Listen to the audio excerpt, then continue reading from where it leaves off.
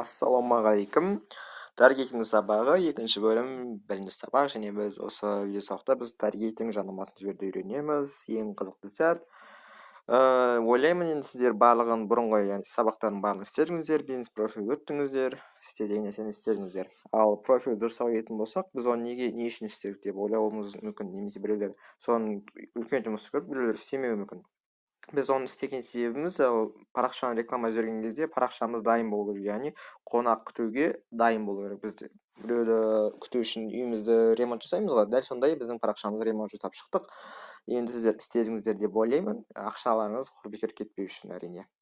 Қазір мен реклама түрін көрсетемін. Валичонс рекламасы бұл негізінен. Дәл осылай лентада мен шығып тұрған рекламаға скриншоттап алдым. Рекламалар осылай шығып тұрады. Подробнее немесе открыть профиль Instagram деп қоюға болады. Открыть профиль Instagram деп басқан кезде осының сіздің профиліңіз ашылады, немесе подробнее деген басқан кезде белгілі бір сайтты қоюға болады. Жаңа біз жасаған байланыс сілтемесін жасадық қой, сондай сілтеме қоюға болады, немесе YouTube каналға сілтеме қоюға болады, Telegram каналға сілтеме қоюға болады. Жалпы солар істеуге болады. Мысалы, открыть профиль Instagram деп басқан кезде осындай парақшасы шығатын болады. Мысалы, маған Шымкентте рекламалар көп шығып жатыр. Жалпы бұл рекламаның түрі, мен біраз сөйлеймін, сіздер егер ескілеріңіз емесе видеоны көшірсеңіздер болады. Қазір мен теорияны айтып тұрайын. Рекламаның түрі валичонсқа жатады. Бұл валичонсқа жатқаннан кейін бұл жерде негізінен лайк жинауға арналған, яғни бұл біздің рекламамыз лайк басып үйреніп қалған адамдарға көрсетеді. Біз интерес таңдасақ та, яғни Facebook реклама жүрген адамдар біледі, ол жерде трафик, заявка қабылдау, тағы басқа реклама түрлері бар. Мынау реклама түрі, біз жіберетін реклама түрі валичонс. Валичонс бұл лайк және комментарий жинауға арналған реклама түрі. Біздің реклама жүргеннен кейін біздің рекламамыз тек жаңағы лайк қойып, комментарий жазып қалған адамдар, үйреніп қалған адамдарға соларға көрсететін болады біздің рекламамыз. Сіздерге түсінікті болды деп ойлаймын. Одан кейін тағы бұл жерде үлкен минус бар. Үлкен деп айта алмаймын, бірақ минус бұл. Мысалы, біз рекламамызды Шымкентке жіберетін болсақ, Шымкент деп алайық, әрине. Бұл мысалы. Рекламамыз Шымкент қаласына жібердік. Бірақ рекламамыз Шымкент қаласында бұрын болған, бірақ кейін Алматы қаласында тұратын болса, бұрын Шымкент қаласына барғанда кейін өзінің қаласына, Алматысына кеткен. Сіз Шымкентке жібересіз, бірақ сіздің рекламаңыз жаңағы Алматыдағы адамға көрсетілуі мүмкін. Өйткені бұл жерде минусы осы болып тұр. Ол жерде қазір телефонға жібереміз ғой, біз телефонда осындай минусы бар. Ал егер компьютер жіберетін болсақ, ол жерде Шымкенттен деп таңдап, сол жерде местные жители деген бар. Яғни ол жерде дәл осы Шымкентте ғана тұратын адамдарға көрсете болады. Ал бұл жерде местные жители деген таңдау мүмкіншілігі жоқ, яғни реклама жіберу барысында. Осындай минус бар. Мысалы, мен қазір Шымкентте тұрмаймын, мен Шымкенттен ары ауылды жерде тұрамын. Сондықтан мен Шымкент деп жүргенмен Рафаэл Шымкент парақшасының рекламалары маған шығып тұрады.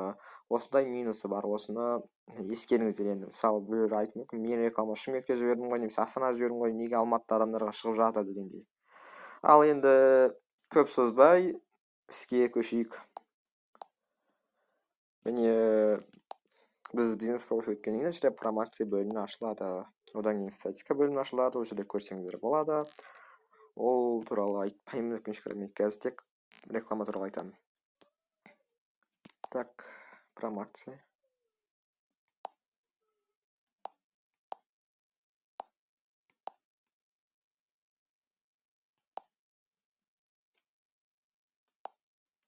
Давайте салайық мынаны.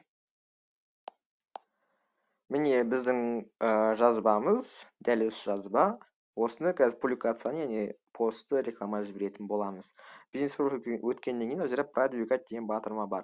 Дәл осы видеода біз тек дәл кез келген постты алып, өзімізге ұнаған, енді әдемі бір өзіңіздің еңбегіңізді қорытып, суретін әдемілеп жасаған постыңыз бар шығар, соны аламыз да осылай продвигать деген батырманы басамыз.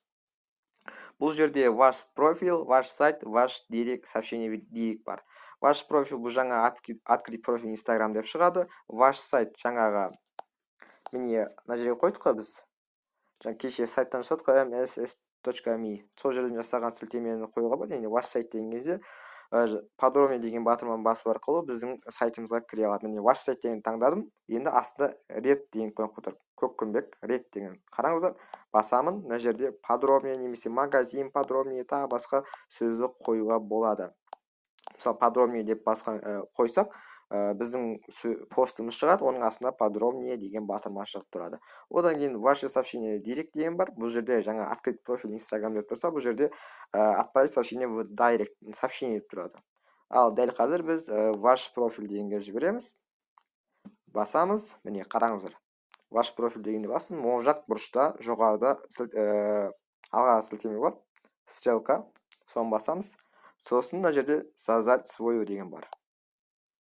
Мына жерде название аудитория, бұл жерде жазып қойық, естен шықпау үшін.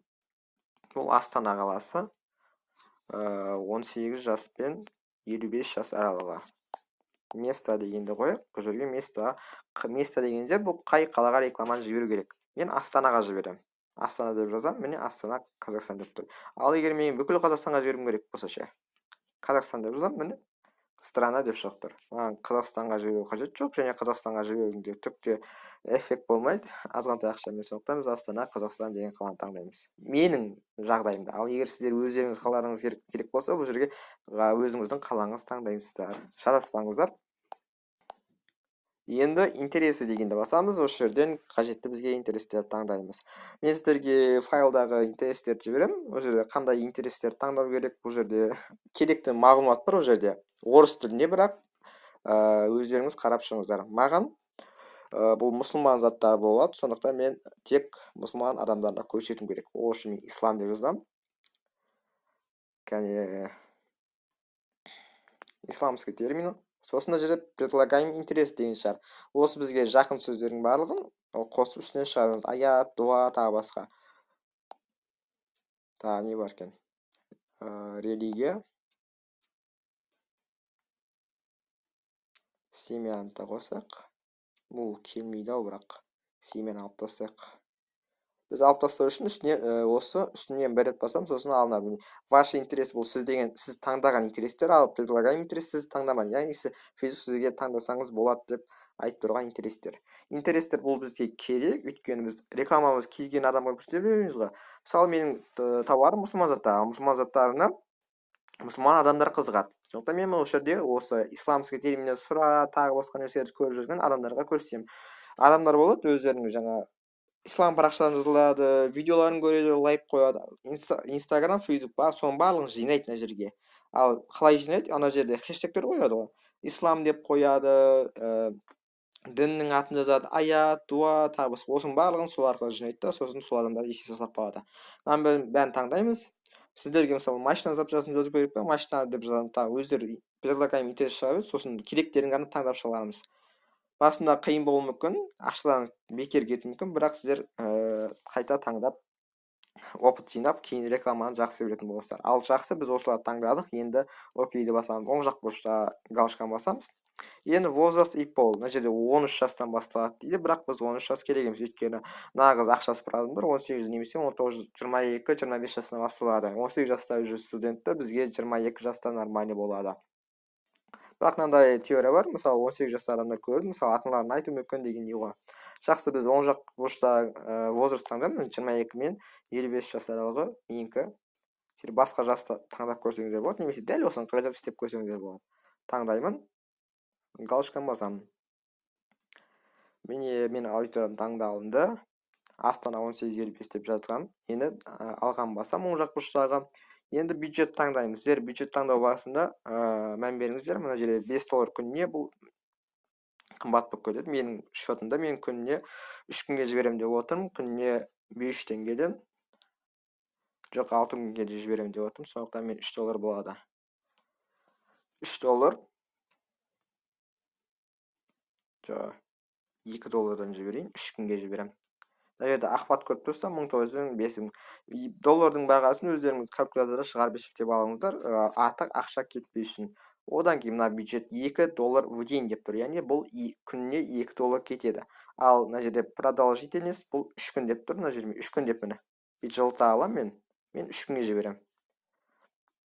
Яғни сонда $6 3 күнге, сегіз вы потратили, $6 3 күнге $6 кетеді екен менде. Осыған мән беріңіздер. ақшаларыңыз құр кетіп қалмасын, сондықтан осы жерде көп ақшаны таңдап жібермеңіздер. Әрине өздеріңіздің қаражатыңызға қарай. Енді оң жақ бұрыштағы стрелканы басамыз. Сіздер бұны басқандан кейін мына жерде способ оплата кост дейді, яғни өздеріңіздің Каспи голдыңыз, мен басында айтқам, Каспи голдтарыңыз болу керек деп. Осы Каспи голдтарыңызды жазасыздар мында, жаз деп шығады. Каспи голдтың 16 саны, сосын срок коднеси, сосын артындағы 3 сан болады, соны жазамыз. Қазір мен создать промок акция басайын, ол туралы айтамын қазір. Мен рекламаны жіберілді, модерацияға кетеді. Модерацияға кеткеннен кейін маған мына жерде модерациядан өтті немесе өтпеді деп келеді осы жерден. Міне мысалы ваша промоакция одобрен деп шығады. Одан кейін рекламамыз кеткеннен кейін мына жерде рекламамыз басу арқылы астында жазылған комментарийларды оқуға болады. Әрине қазір реклама кеткеннен кейін. Жақсы, способ оплата келетін болсақ, 10 минут болып кетті. Способ оплатаға келсек, өздеріңіздің Каспи приложениеңізде кіріп, интернет оплата деген жер бар, сол жерде. Оплата в интернет деген жер бар. Сол жерден лимитті 25 000 теңге қоямыз да, изменить етеміз. Изменить лимит деген басамыз. Сосын одан кейін код келеді, код жазамыз, болды. Одан кейін оплата қосылады. Сосын осы жерге барамыз, жаңағыдай басынан қайталап шығамыз да, кейін жаңағы өзіміздің картамызды қосамыз.